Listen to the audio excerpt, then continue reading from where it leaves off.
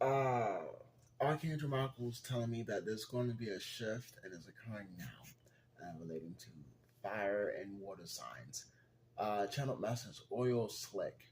Um, Something to do with oil and slick. Someone that looks to be deceiving. Well, it is, and it's not who you think. So there is something that's got knocked over. So, oh boy, um, mm, self-realization, gratification will be very significant. Be careful of low vibrational behavior as things can look, well, yeah. Positive with a Capricorn, 11:11 portal AM, like Michael says, and Scorpio.